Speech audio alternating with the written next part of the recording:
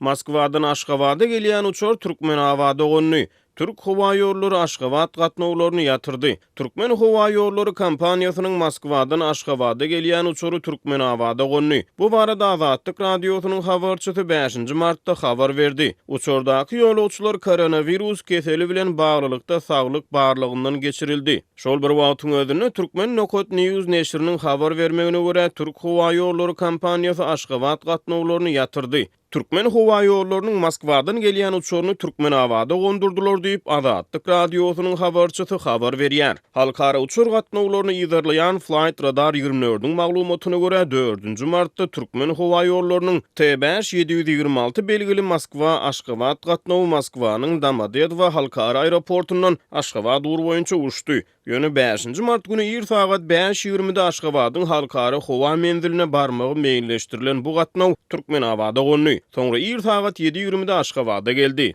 Habarçymyzyň maglumatlaryna görä uçurdaky ýolagçylar Türkmenabadda düşürildi hemde koronavirus bilen baglykda saglyk barlygyndan geçirildi. Ähli ýolagçylary barlygdan geçirenden soň goý berip başladylar diýip habarçy aýtdy. Ýöne olar Aşgabatda nädip aşraklaryny hiniden bilen ok diýip ol maglumatynyň üstüne ýetirdi. Şol bir wagtyň özünde Türk Hava Ýolları kompaniýasy Aşgabat gatnawlaryny ýatyrdy. Bu barada Türkmen Nokot News neşri 4-nji martda habar berdi. Neşiriň çeşmeleriniň maglumatlaryna görä 4-nji we 5-nji martda Türkmenistana uçmagy meýilleşdiren ýolagçylary değişli gatnawlaryň ýatyrylanyny kompaniýa tarapyndan ma'lum edildi. Uçur gatnawlarynyň ýatyrylmagynyň sebäpleri onuň möhleti aýdylmaýar. Ýöne neşiriň maglumatlaryna görä bu türkmen häkimetleriniň dünýäde koronavirusyň ýaýramagy sebäpli öz raýatlarynyň Türkiýe'ye gitmegini gadagan etmegi bilen baglanşyklydyr. Türk Hava Ýolları Aşgabat gatnawlarynyň togtadylanyny ýa-da ýatyrylanyny barada häzirlikçe resmi beýanat çap etmedi. Türkiýe türkmen migrantlarynyň iň köp ýykyn edýän ýurtlarynyň başyny çekýär.